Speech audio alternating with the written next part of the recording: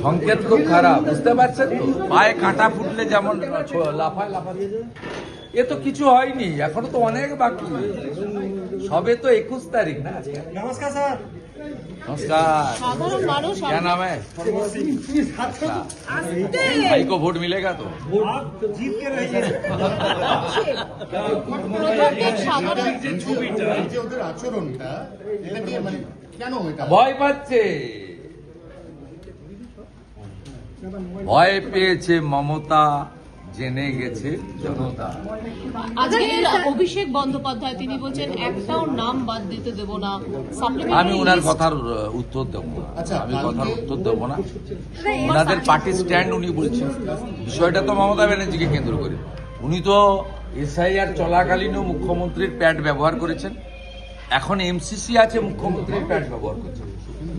Supreme কোর্টে গেছেন বা রাজ্যের উন্নয়নের জন্য নয়, রাজ্যের ছেলে মেয়েদের চাকরির জন্য নয়, শিল্পের জন্য নয়, নারী সুরক্ষার জন্য নয়, সুপ্রিম কোর্ট পর্যন্ত গেছেন বাংলাদেশি মুসলিম অবৈধ অনুপ্রবেশকারীদের বাঁচানোর জন্য। সাপ্লিমেন্টারি তালিকা বেরোচ্ছে সোমবার, অনেকটা 10 লক্ষের কাছে মানুষের নাম বাদ যেতে পারে। কতর মধ্যে? 27,30,000-এর মতো না, নিষ্পত্তি আপনার হয়েছে। কাছে ভুল তথ্য হয়েছে, আমি বলবো না। আচ্ছা যা আছে যা যারা করেছেন, সুপ্রিম কোর্টে চিফ জাস্টিস বলে দিয়েছে, আমি সব শুনবো, জুডিশিয়ারির উপরে কোশ্চেন করলে আমি শুনবো না। এর প্রভাব কি পড়তে পারে নির্বাচনে? এত লক্ষ মানুষের নাম বাদ যাচ্ছে। তারা কারা? তারা দেখাতে পারেনি ডকুমেন্ট, তার জন্য ট্রাইব্যুনাল বানিয়ে দিয়েছে, আপিল করবেন। আপনি যদি মনে করেন ইনজাস্টিস হয়েছে, আপনি আপিলে যাবেন। তার জন্য সুপ্রিম কোর্টের নির্দেশে হাইকোর্টরা রিটায়ার্ড জাজদের দিয়ে, এক্স জাজেসদের দিয়ে, রেসপেক্টেড এক্স জাজেসদের দিয়ে সুন্দর ট্রাইব্যুনাল বানিয়ে দিয়েছে এবং ডিস্ট্রিবিউশন অফ দি এরিয়া ভাগ করে দিয়েছে। আপনি যদি অ্যাগ্রিভড হন, আপনি ট্রাইব্যুনালে যাবেন। ভারতবর্ষের এত ডেমোক্রেসি আছে, এত সুন্দর আইন আছে, তো কান খুলে শুনে রাখুন। মৃত, ডবল ট্রিপল এন্ট্রি, ফেক এবং অভারতীয় বাংলাদেশি মুসলিম, তার নাম থাকবে না। যেখানে খুশি যেতে পারেন, নাম থাকবে না। পরিষ্কারভাবে কানে শুনে রাখুন। আপনি যদি ভারতীয় হন, আপনার যদি পেপারসের প্রবলেম থাকে, আপনি যদি মনে করেন যে জুডিশিয়াল অফিসাররাও আপনার সঙ্গে ইনজাস্টিস করে দিয়েছে, আপনি ট্রাইব্যুনালে আপিল করবেন। Tribunal will take final call, no problem. ঘন ঘন কর্মী সভা হচ্ছে, গতকাল একটা হয়েছে, আগামীকাল আরেকটা হবে, মানে সেখানে স্বয়ং দলনেত্রী থাকছেন। ওদের কাজ ওরা করবে।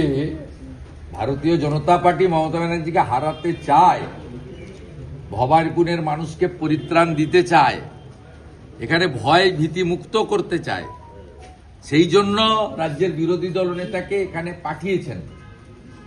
মোদিজির সৈনিক হিসাবে আমি এখানে এসেছি, বিজেপির প্রার্থী হিসাবে।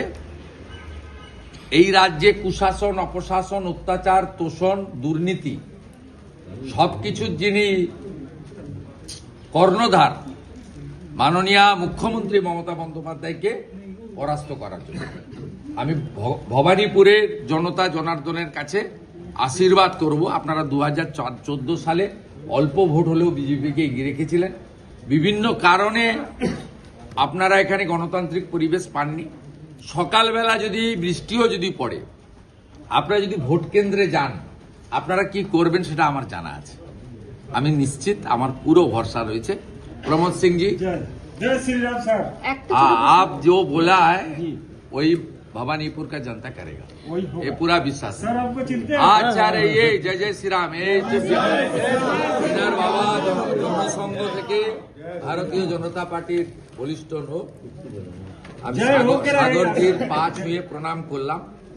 এই রকম 8 জন বিশিষ্ট পুরনো ভারতীয় জনতা পার্টির কার্যকর্তা এবং যারা রাষ্ট্রবাদী সংগঠনের সঙ্গে যুক্ত, তাদের কাছে আজকে আমাকে পৌঁছাতে হবে। আপনারা আমাকে দয়া করে ছেড়ে দেন।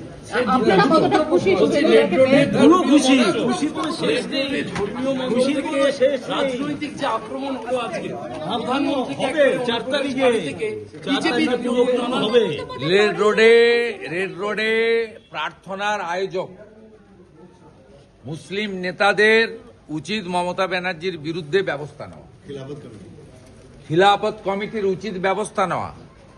পরবর্তীকালে এটা একটা অন রেকর্ড খুব ব্যাড ইনস্ট্যান্ট হিসেবে থেকে গেল।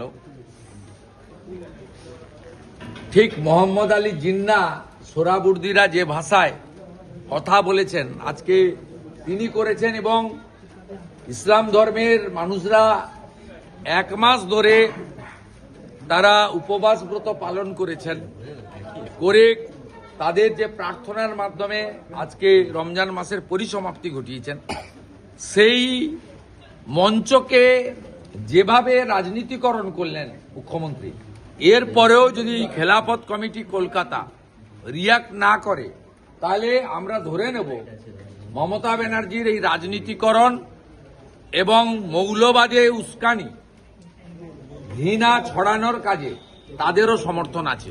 আমরা 24 ঘন্টা অপেক্ষা করব তাদের রিয়াকশনের জন্য। 10 প্রতিজ্ঞা কালকে যে 10 দপের চপ, এক ঝুড়ি মিথ্যা। বিজেপি ক্ষমতায় আসছে, নজরুল মঞ্চে প্রথম মিথ্যাশ্রী পুরস্কারটা আমরা তৈরি করে রাখছি, মাননীয়ার হাতে তুলে দেব। 24,000 কেন্দ্রীয় বাহিনী আমি ইন্টারেস্টেড নয়, কেন্দ্রীয় বাহিনীর নিয়ন্ত্রণ কে করবে সেটা নিয়ে ইন্টারেস্টেড। কেন্দ্রীয় বাহিনীকে সঠিক ব্যবহারের আমি দাবি করি। যদি কালীঘাট মন্দিরে যদি আজকে মমতা ব্যানার্জির ছবি রাখা হয়, উনি প্রার্থী, তারপরেও যদি ইলেকশন কমিশন এখানকার লোকাল অথরিটিকে দিয়ে ছবিগুলো পরিষ্কার না করেন, তাহলে বুঝে দিতে হবে কি হতে পারে। দেখুন, ওরাই বলে দিচ্ছে কি হবে।